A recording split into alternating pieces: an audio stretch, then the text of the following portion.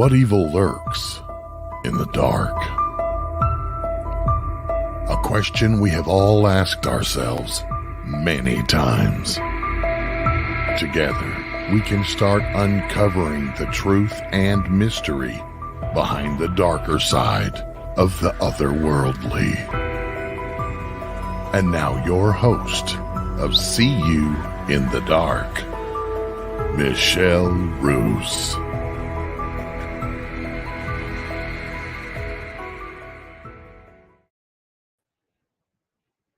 Good evening, everyone, and welcome to another episode of See You in the Dark. I just wanted to let all the listeners know right now in the location that I am at, and also my special guest, we are under some threats of some severe weather. So, just in case we lose you, we will try to get back on. If not, we will definitely have our guest back on if we're not done with the show. Tonight's show is going to be kind of interesting because I do believe in all sorts of types of divination tools to help, speak with the other side. But I've also questioned it too. Is it something that we are actually making that contact, or is it because of the energy we hold ourselves and to kind of, open that up? And are we getting false readings? A lot of folks who have abilities, especially your psychics and your psychic mediums, do use these tools to kind of help get those answers out that people are looking for. Divination has been a practice for eons and eons. They were a practice of foretelling future events or discovering hidden knowledge through different interpretations of omens or supernatural powers. People have used all sorts of tools from bones to tarot cards, even tea leaves, ruins, also crystal spheres. We've always seen on all the old shows where you have the gypsy lady looking into the crystal ball. They have different types of methods that they used, from pendulum readings to water scrying to just doing different types of scrying, that is one of the biggest ones. A lot of people do the scrying, kind of seeing or peeping into, um, gazing into that medium to receive those visions or messages. The guests that I have watched do tarot readings, and it has always just blown me away of how these cards just get up and dance. They like speak to this guest. I have looked at tarot cards, I've tried them, and yeah, not for me. It doesn't work. Something, there's no connection. Even in biblical times, people have always wondered how to communicate. And I have seen on both sides, whether it's from God or gods and goddesses, there's different types of tarot that you can read that helps you talk to those on the other side, where we have regular tarot cards, oracle cards, and of course, my guest will be able to explain a little bit more of that. Um, Before I just bore everyone to death with all these crazy little things that we know about divination and the tools that we use, I want to bring in my special guest tonight. He is actually part of Riverside, Iowa Paranormal Team, a psychic medium, an amazing tarot reader, and hey, I can say I actually know him personally, but also going to be working on a huge project with this gentleman, which we can't really discuss too much, but keep your eyes open. This is going to blow everyone away. And without further ado, let's bring in Jake Lanagan. Good evening. Hello. How are you? Oh, I'm hanging in there, waiting to Yeah. see what happens with this weather. Hey, can we pull out the tarot cards to kind of see, or is that something we just don't dabble with? Well, that's really going to depend on kind of what you're looking for. My cards don't really, they don't like to do weather. I was Oh, gonna say, I don't think the weather people do either, right? hey, no one knows what's going on. Yeah, never. So we're talking about, divination. We're talking about tools. We're talking about different methods of how things are done. And also, I know that they've always said that when people are looking for that right tool to use to help, connect with the other side, it's something that's more of a calling, if the cards call to you or dowsing rods or whatever you might use. Did that happen for you when you started getting into the tarot? Were they calling you? Was that, something that just said, "Hey, pick me"? That's kind of an interesting question because to start, so I guess a little bit of background information. It's really, really, really, really old school, and there's not a lot of people that follow this tradition much anymore. But it used to be a tradition that any kind of divination tools were meant to, or were supposed to be gifted to you. At least your first divination tool, whether that was a first tarot card deck, a first set of bones, a first set of runes, whatever it may be, that was custom to be a gift. Now, times have changed. Not everyone follows that much anymore. Um, so I always just kind of was curious as to what it was and how it worked. I had seen things in movies, TV shows, the psychics at or the fortune tellers at different fairs and carnivals that came through town and things like that. And I was always curious as to how tarot really worked and what was all behind it. And so there was a friend of mine who reads tarot cards a little bit, and she was actually the one that got me my first deck. And when I started, I did my first reading, and it was just it wasn't that it was a bad reading; it was just very negative. And so I was like, "Oh my god!" I was like, "If this is what this is going to be like for me, I don't know if this is the right thing for me to be messing with." And she kind of calmed me down. She was like, "It was your first reading. You're still getting used to it. Give it a shot." And then, as I did, that deck sort of started to, um, as you had mentioned before, speak to me, and it started to kind of align with what I was looking for, and we just kind of gelled really well.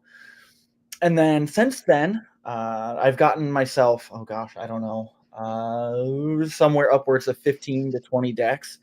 And not all of them speak to me in the same way or at all. There are some decks that I pick up and that I do a reading with, and I look at it and I go, this is just not. This doesn't feel right to me. This just doesn't feel like what I'm supposed to be doing.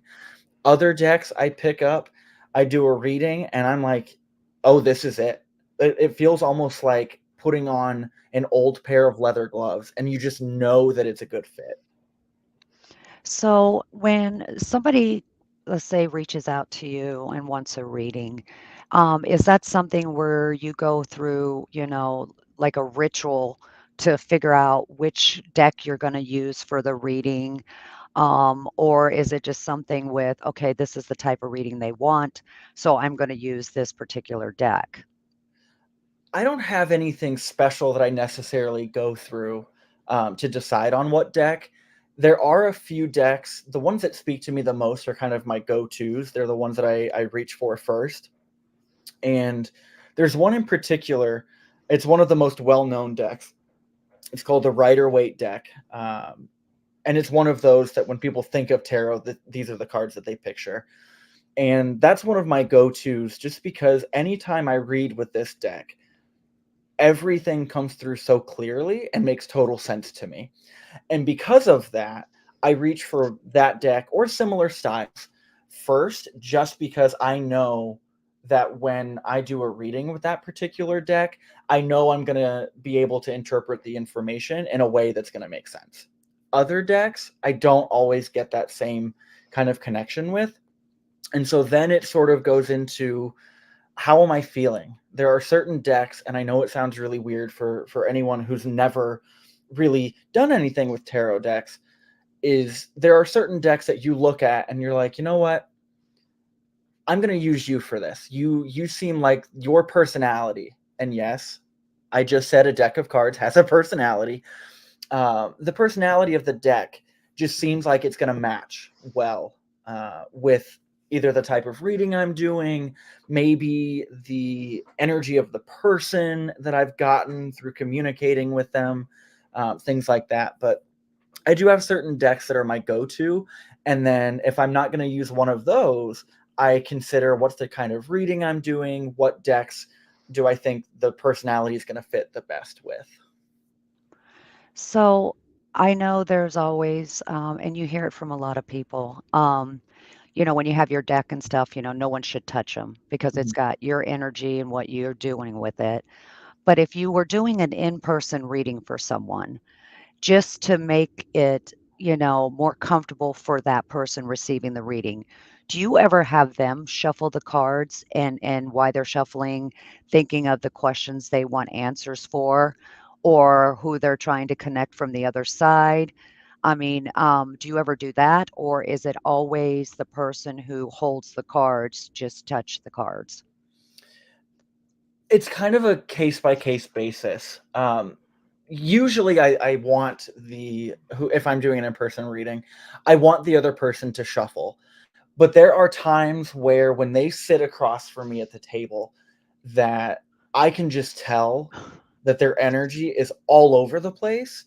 And if they were to try and shuffle the deck, the reading is going to be the same. It's going to be all over the place. The cards aren't going to connect to each other. It's just going to be kind of a little bit of information here, a little bit there, and a little bit somewhere clear out in left field. And in those cases, that's where I will usually shuffle the deck. They're rare. It's very rare that I do that, but it has happened before.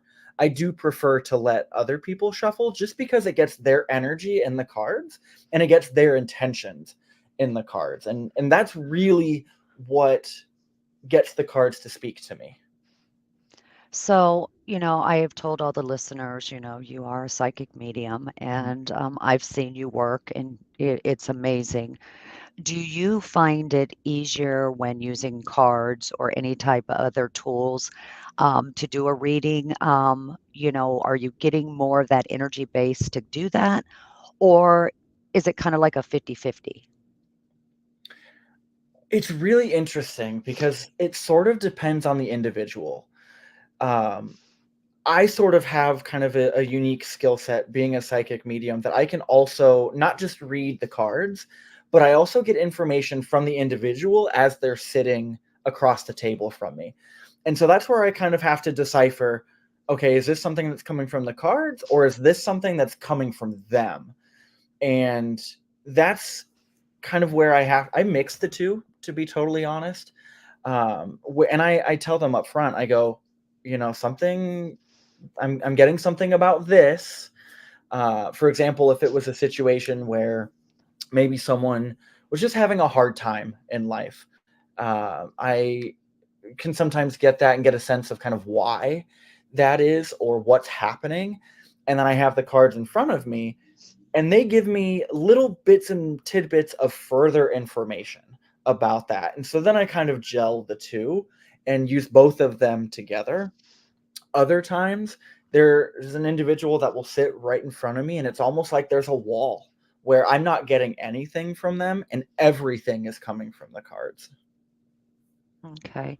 So when you're doing a tarot reading, and just so a lot of the listeners can understand if they don't know, now the tarot readings is sometimes just about that individual you're doing the reading for, or is it actually the communication from spirit world? Is there a difference? Are you using it to do the communication with either grandma or grandpa, or are you reading those of telling people, here are some of the answers you might be looking for because, you're putting them on a path that they're, needing to go down? It's I guess I would say it's both because there have definitely been times where I've done readings for people where a loved one has come through in the middle of the reading, but the one when they come through with the reading, they're not necessarily interacting with the cards in any way.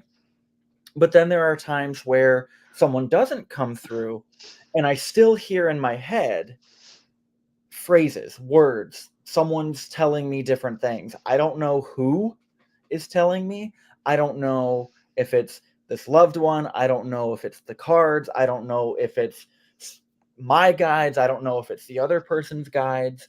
But there are times where I have seen loved ones come through And then the reading takes a little bit of a different turn when that happens.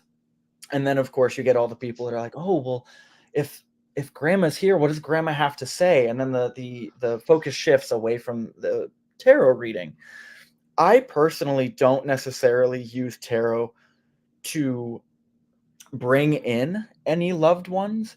It happens from time to time, but that's never my goal. I use tarot more for contacting someone's higher self, right? So there's a lot of ways to conceptualize someone's higher self. Some people call it any kind of patron god or goddess that they might have if they're more of a pagan spirituality. Some people might refer to it as the Christian God or some Judeo-Christian deity. Some people might refer to it as spirit guides, guardian angels, all sorts of different things. And I have never gotten a clear answer when I do hear these words and these phrases. Who's the one telling them to me? That's really interesting. Because, I've always looked at it, and some people still think of it, when we're using different tools or methods to try to get readings for people, just like the crystal ball. It was always linked with the parlor tricks and Hmm. stuff like that. And, because if I'm correct, the tarot decks and the oracle decks and stuff, they have like an outline of what each card is as a meaning. Hmm. And a lot of times you see people just going by what that book says, where I have watched you and it's like, yeah, you have the outline, but the cards come to life. Hmm. And, when you're with these people and you're doing these things, whether it's, using other tools or using the cards, do you ever have to explain to them that, this might be a reading that you might not want to hear, but you need to hear? It might not resonate now. It could be 6 months down the road. I mean, do you explain some of these outcomes? Because nowadays society, we want everything now or yesterday. Hmm. And, how do you navigate through that? Yeah, I definitely explain that to them, especially when they're asking about something specific. They want to know how a specific situation is going to turn out. I always tell them, when I get to the card or the group of cards that refer to the future, I always tell them the future is never set in stone. The cards are going to say one thing, but we have the power to alter that based on our actions. And so I always tell people this is a possible outcome. This is the outcome that if you were to stay on the current path, this is what you could expect.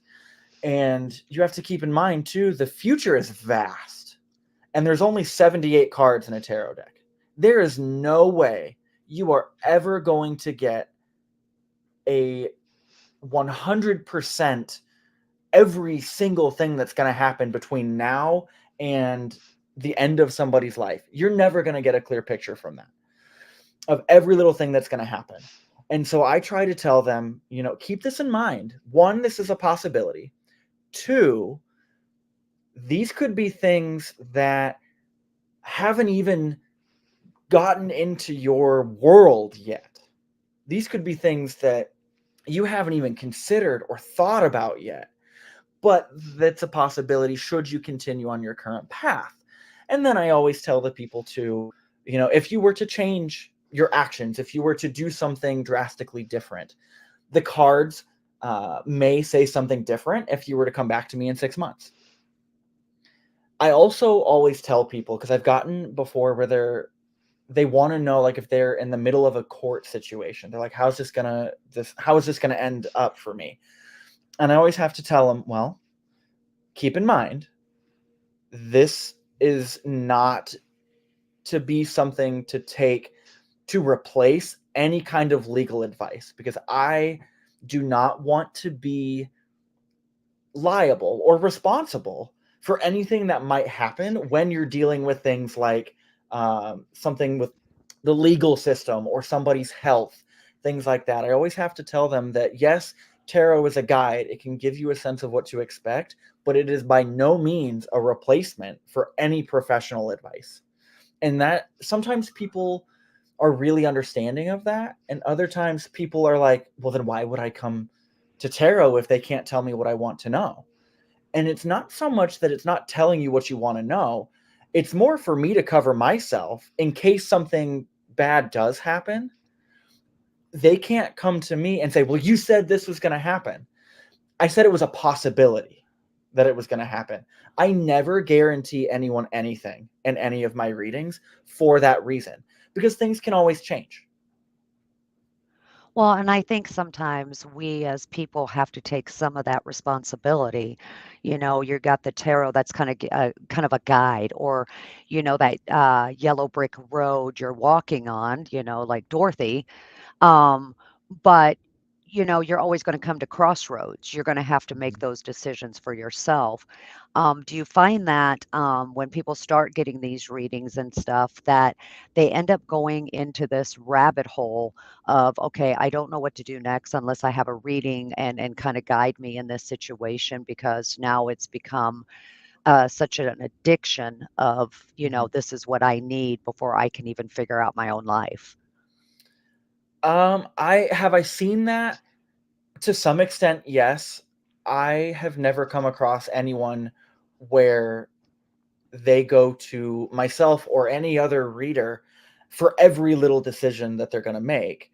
Are there people out there that do that? Maybe. I've just never encountered any of them. I know for myself, I do a lot, and I never ask, should I do this? Should I do that? I always ask questions. What can I expect if? That way, I get a general sense, and if it's something that's favorable, something that I like, then I consider that path a little bit deeper. Doesn't mean that I'm going to decide to do that particular thing, but I consider on it and think about it a little bit more. Whereas if I were to do a reading that is something that I'm gonna come across, or something to expect is something negative or something I don't want, then I tend to spend less time considering that option. But I think you're right. It does at some point come down to accountability with the individual. They're going to have to make a decision one way or the other. And have I gone against the cards before where they're like, you can expect something good if you do this? And then I do the exact opposite? Absolutely, I have. Have I regretted it? Sometimes also, yes. But then the other side of that is true as well.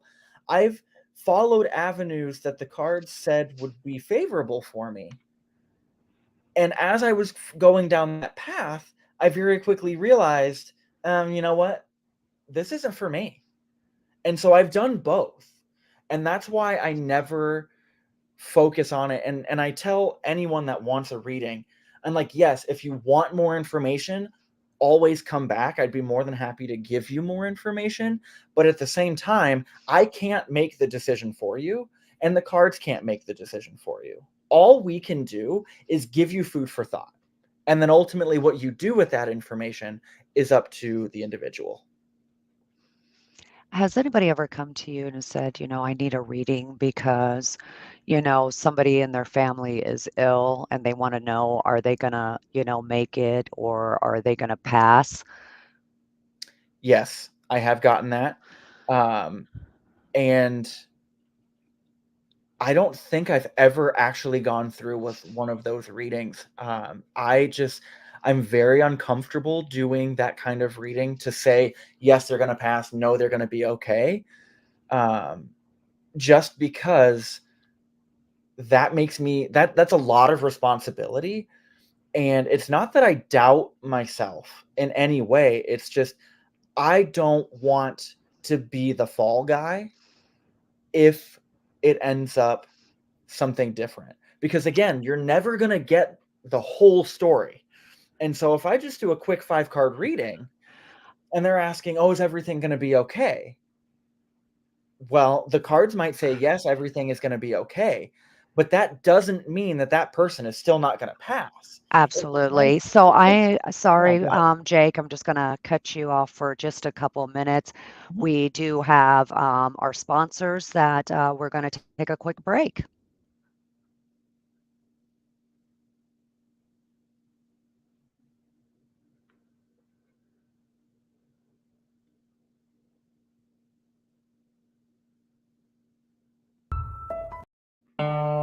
Hey, UFO conference enthusiasts.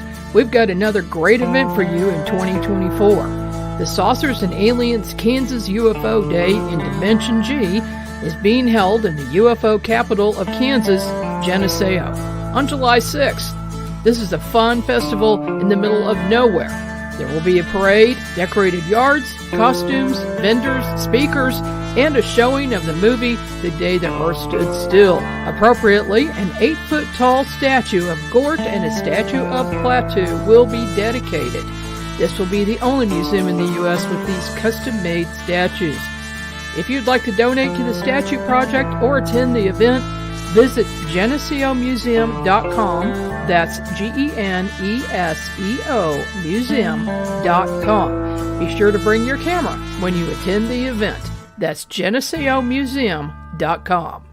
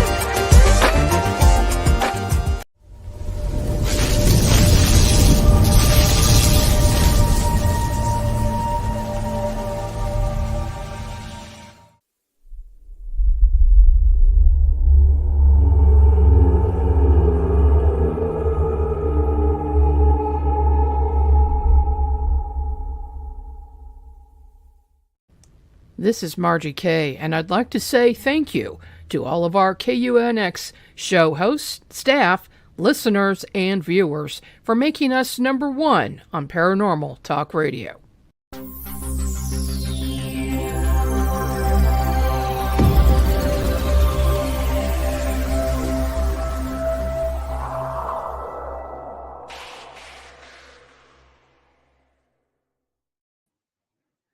And welcome back, everyone. If you're just now tuning in, we actually have a special guest tonight, Jake Lanagan. We're talking about divination tools and different practices that people have done for generations and kind of what those are, how they're used, and the information they can give. Welcome back, Jake. Thank you for being on the show tonight. And let's kind of jump right into it. Just a real quick reminder to everyone, myself and Jake are actually in some active storms. So if anytime you either hear our feet running to a basement or we lose you, we will try to get back on. So, Jake, are you with me still? Yeah, I'm here. All right. So let's get down to some nitty gritty. Hmm. We were talking about all the different tools and methods that people can use to do this, and this has been going on, through time. And we're talking about crystal balls, tea leaf readings, spirit board readings, pendulum readings, things like that. Hmm. And just like you were explaining when you were talking about, dealing with your cards, what kind of readings come out of those. At any point, has it ever crossed your mind of when we're doing these readings and we're trying to help someone, our first instinct is our intentions to make sure we're giving the person who's needing the help, some answers that they might be looking for. Does that kind of cross that line of when we're touching these things and doing it, is it our energy that's making these readings or the intentions of us making these readings come out? Or is it really factored in of what their intentions for the answers? I really think it's a little bit of both. Um, I will say there have been times where people have come to me, and when they ask certain types of questions or they want to know about certain situations, of course, they have an idea of the outcome they want. And so, of course, that's always factoring in while they're shuffling or while we're having a conversation about what kind of reading they're wanting, what kind of reading are they looking for. And so, I mean, that's unavoidable. That's always going to be there. And if they're shuffling the cards, that energy is, of course, going to transfer into the cards. Now, in terms of how does that come out in the reading, I tell people all the time that I can't lie to them. I'm not going to sugarcoat anything. I can only tell them what the cards tell me. And if they come to me with a particular uh, outcome they want, that's not always going to happen. And so, is their intention and their energy incorporated into it? Absolutely. Does it always impact the reading itself? No, I would push back on that a little bit. I don't think that the intentions alone are always going to dictate the way the reading goes. Now, that being said, there also has to be some level of openness that the person has. There has to be some kind of level, or on some part of them has to understand that things are not always going to come out the way they want, or they have to have some kind of sense of or belief in or openness to believing in the validity of the cards. Because there have been times where people have come to me where they don't believe in the cards whatsoever, but their friend dragged them to me, and their friend is totally into it, has come to me several times and ranted and raved about how much they enjoyed their reading from me, and ones they liked from other readers, ones they didn't like from other readers, all kinds of stuff. And so they bring this friend in, and the friend sits down. We do the reading, and I look at the friend at the end of the reading, and I look at him and I say, "That is not at all what you were wanting to hear." And they just look at me and they said, "Well, how do you know?" And I said, "One, your face tells me everything, because you have this look at the end of the reading where you could just tell that their body is very closed off, their arms are crossed, they don't seem like they're really engaging with what they're hearing." But then the other side is oftentimes those readings tend to be very disjointed.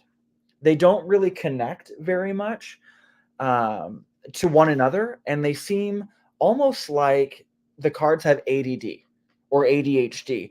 They're saying so much stuff, there's so much going on. None of it is really cohesive, none of it's really connecting to anything.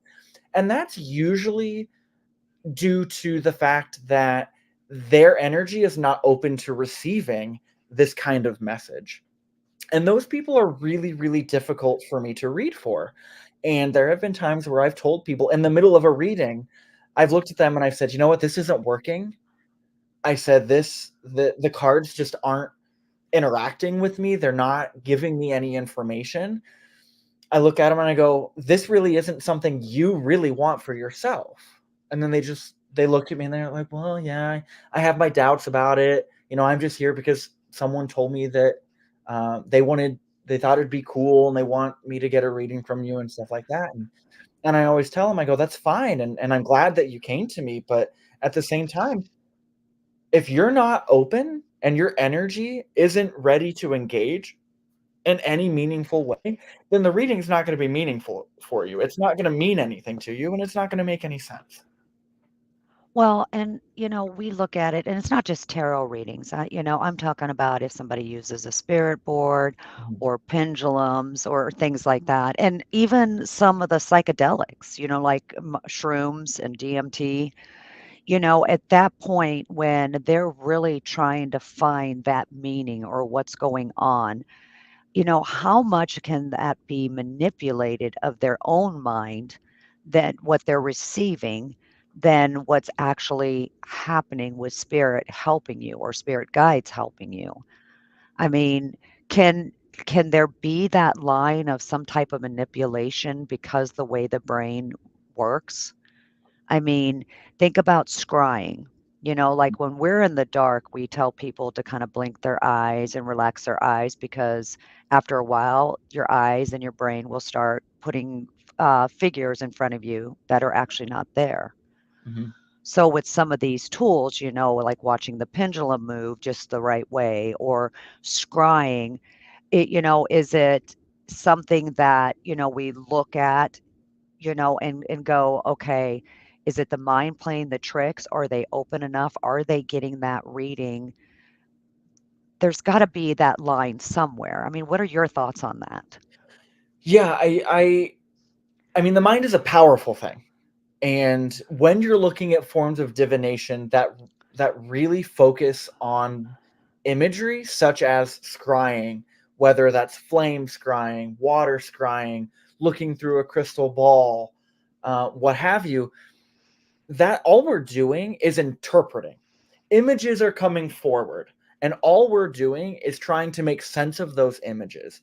And the same is true with any kind of divination. All we're getting is snippets, bits and pieces, whether that's images, whether someone's doing a mediumship or a psychic reading for someone and they're just hearing words or phrases.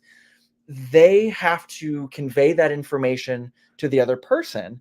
And if that other person is going into the reading with a specific outcome in mind, or they want to hear something very specific, one of two things will happen. One, that's going to alter the way they interpret the information that's being given to them. So, for example, if I were to do a reading for someone and they wanted to know, their nephew is not doing well and is in the ICU, and they want to know how are things gonna go for that individual. Of course, because it's a family member, they want a particular outcome. They want to hear, hopefully, that everything's gonna be okay. And sometimes, if I say, and this is kind of what I was talking about before going into the break, is sometimes where I say things are going to be okay, they take that to automatically mean, oh, they're going to live. And that's not always the case. Sometimes what it means is the result of this situation is going to be better for that individual.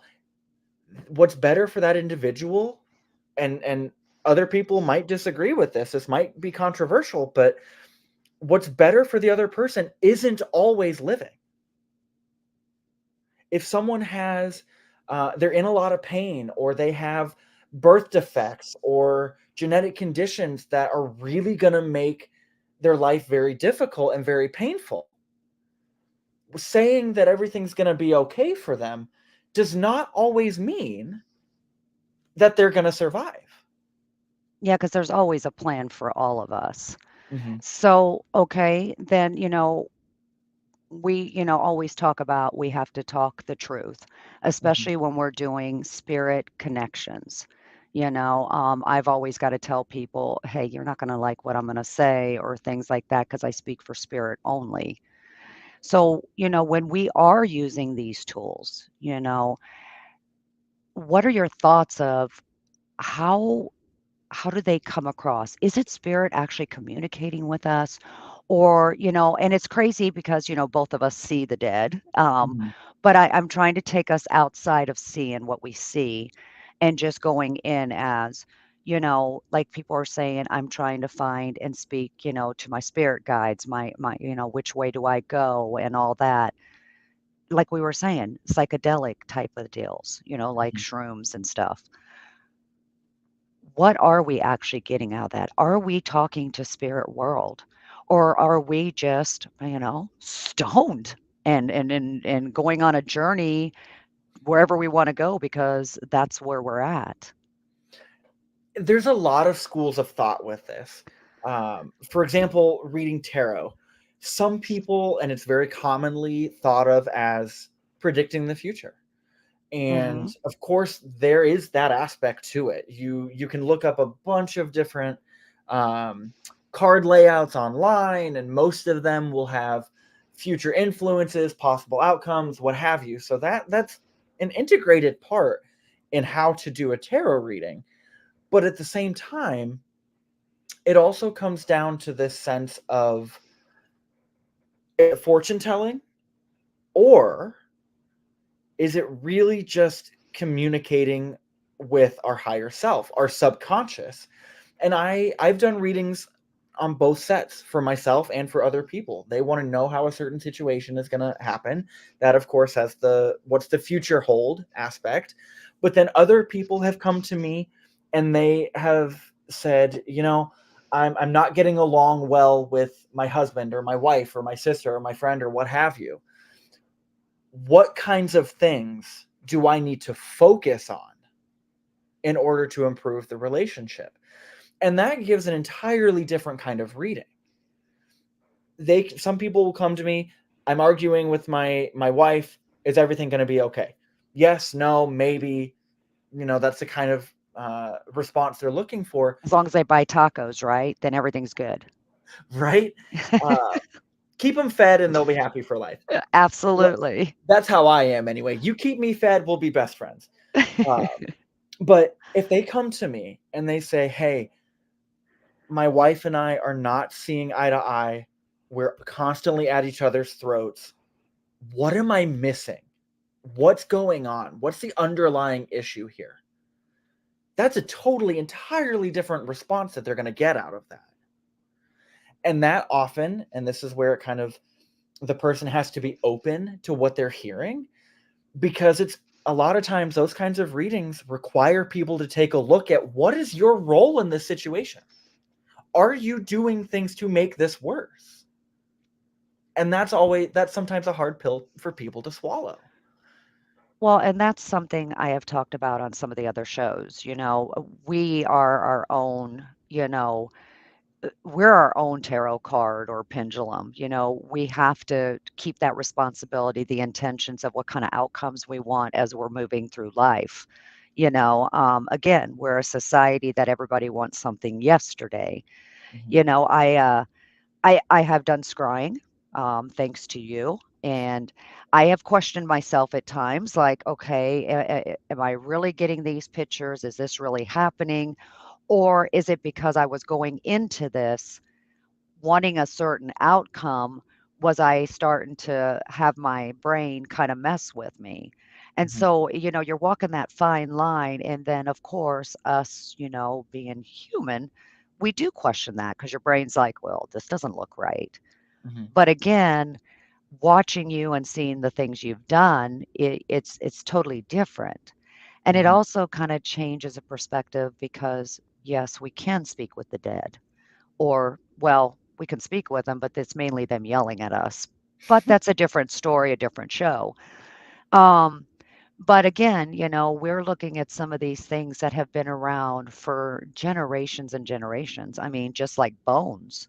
When you're talking voodoo and stuff like that, they read bones and different things. And it's always like just amazed me of how are they coming up with this? I mean, because the original bones they used were like chicken bones. Mhm. And so it's kind of like, how does that chicken know that I am supposed to go down this path? Hmm. So it has always intrigued me, and you know how I feel about dowsing rods because I'm just kind of like, they go with energy-based things, and everything has some type of energy Hmm. included, but people swear by it of being an amazing tool to talk to spirit. So it's just kind of one of those conversations we have of I've seen it work, I know it can Hmm. work, but then at the same time, my brain is like, there's got to be another explanation for this. Just like I've all told myself for years and years, the way I see dead, Hmm. there's got to be another explanation, or I'm just walking into a horror flick and been stuck there, like Freddy's nightmare. I Right. mean, so, everybody has their own opinions on that. And a lot of people still think about some of these tools and some of these methods of being, some kind of carnival trick, Hmm. that we're all supposed to be in a tent, dressed as gypsies to give these outcomes. But in, like you said earlier, you're guiding people down this path, but they're still going to be responsible of how they take that path. Hmm. So, I guess what you've been saying this whole time is it's just a tool to kind of guide you in a direction, but at the same time, it is not the end all, right? Yeah, absolutely. And that is kind of what I have to tell a lot of people. They come to me with a question and they want a yes or no answer. And I have to tell them, at least for me, th- my cards don't do yes or no answers. And so I have to work with them to rephrase their question in a way that's still going to get them the information they're actually looking for, but do that in such a way that it's not a yes or no question. And so that's where a lot of the what can I expect if it's something that they want, then by all means more power to them. Go follow that path and see where it takes you. And so that would be them getting the yes. You can't see I'm doing air quotes, but that would be like their version of a yes response to that type of question. And then on the other side, if it's not something that's favorable, that's like their no response. And so a lot of people, because they have this sense in their brain that it's fortune telling, Yeah. that it's going to be a yes or no response. And that's not always going to be the case. Life and we as people, we're very complicated, we're very complex. We have a lot of things going on. Some people, we all fight battles every day that nobody else knows about. And those things, those complications come out in the cards. And sometimes that's going to require us to really take a deep look at ourselves. And I say this in kind of a joking way, but it's a very, very serious thing where sometimes we have to take a look at ourselves and our relationship to a situation and really ask ourselves, am I the problem? Am I And the reason why this is happening? And then we have to really be honest with ourselves. And the cards call people out all the time. They're like, "Oh, well, that's not me." And I go, "Well, you might not think it is, but the cards are saying it's you. So do with that information what you want." And then, I've gotten messages weeks later where they're like, "Yeah, you were right." And I was like, "Well, of course I was." of Uh, course you were right. But the great thing is I am so glad you said that because in a lot of the show or all my other past shows, it always comes down to us making the true intentions or taking responsibility of looking in the mirror and saying, hey, maybe I need to make that change. mhm, So for you to even say that, everything comes back to us or you or I or anything like that. One quick question because we are going to be wrapping up here soon. okay. So we were talking about dowsing rods, and dowsing rods are great for energy, finding certain things. I mean, they used it to find water and Mhm, things like that. when you're in an investigation and you're using those dowsing rods and you have other people around you, how do you feel when you're seeing those answers? Is it the energy from the people that are all around because the adrenaline's pumping and things? Or do you think that everybody knows we see the dead, but I Mhm. mean, let's say we don't see them. Does the dowsing rods actually give that information? That's a really complicated answer, I and know. I'm going to start from the beginning. And this Well, is we how only got a dowsing. couple minutes. Well, I'll try to be succinct, 10 words or less. Um, you're right. The dowsing rods were originally used to find water because water is a conductor of electric and therefore electromagnetic energy. And Yes. so essentially the way dowsing rods work is because if they're made out of copper is really, really, really, really conductive. That's why a lot of pipes and things are made out of copper, or were in the past when houses were being built. And on the spiritual side, copper is a conductor of spiritual energy as well. And Yes. so this idea of using dowsing rods during an investigation and kind of questioning the validity of the answers that we're getting, we have to keep in mind that dowsing rods react to electromagnetic energy. And then we interpret, because usually Yep. when people do dowsing rods, they say, show me yes, show me no. And the same is true, they do that with pendulums as well, unless they're using a mat or a board. But with dowsing rods, show me yes, show me no.